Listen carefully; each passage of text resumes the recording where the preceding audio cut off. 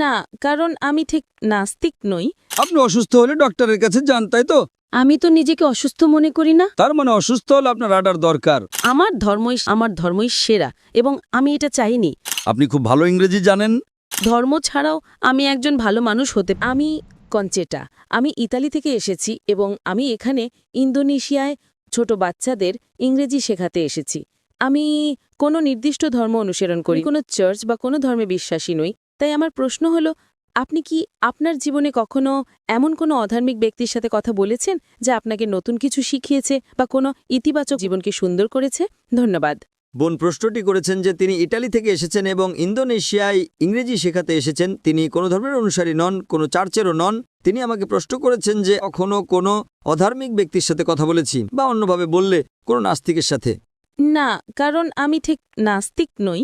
কারণ আমি আধ্যাত্মিকতায় বিশ্বাস করি, আমি কোনো বিশ্বাস করি, কিন্তু আমি কোনো নির্দিষ্ট ধর্মের নিয়মকানুন বা কোনো চার্চকে অনুসরণ করি না। তাহলে আমি যদি বলি যে আপনি সৃষ্টিকর্তায় বিশ্বাস করেন?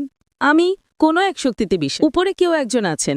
আচ্ছা, তাহলে আপনি বলছেন যে আপনি কোনো এক শক্তিতে বিশ্বাস করেন, কিন্তু কোনো নির্দিষ্ট ধর্মে নয়। আপনি বিশ্বাস করেন যে কোনো অতিপ্রাকৃত শক্তি আছে।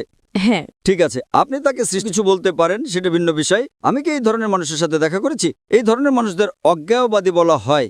আচ্ছা। অজ্ঞেয়বাদী মানে হলো এমন ব্যক্তি যিনি সৃষ্টিকর্তা স্বীকারও করেন না, আবার অস্বীকারও করেন না। কিন্তু আমি মনে করি আপনি তার থেকে উন্নত। আপনি হয়তো একজন আস্তিক, কিন্তু কোনো নির্দিষ্ট ধর্ম অনুসরণ করেন না। ঠিক আছে, ধর্মের সংজ্ঞা অনুযায়ী হলো এমন এক বিশ্বাস যা একজন অতিমানবীয় নিয়ন্ত্রণকারী শক্তি বা ঈশ্বরের প্রতি আরাধনা বোঝায়। সুতরাং আপনি কোনো নির্দিষ্ট ধর্মীয় কাঠামোতে বিশ্বাস করছেন না। কি এমন মানুষের সাথে দেখা করেছি এবং তাদের থেকে উপকৃত হয়েছি? হ্যাঁ, মানে আপনার জীবনে যদি কখনো এমন কারোর সাথে কথা হয়ে থাকে যে অধার্মিক এবং আপনাদের মধ্যে মত আছে আর আপনি তাদের থেকে ইতিবাচক কিছু শিখেছেন? অবশ্যই।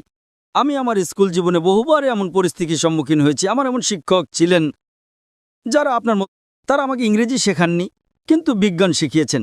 তাই আমি এমন মানুষের সাথে মিশেছি যারা ধার্মিক ছিলেন না, এবং আমি তাদের থেকে উপকৃত হয়েছি। হয়তো জাগতিক বিষয়ে আমি ক্ষেত্রে কিছু শিখেছি, আমার এমন কিছু মনে পড়ছে না, কিন্তু জাগতিক বিষয়ে হ্যাঁ, আমি বিজ্ঞান শিখেছি, গণিত শিখেছি এমন কিছু শিক্ষকের কাছ থেকে যারা কোনো ধর্মে বিশ্বাস করতেন না।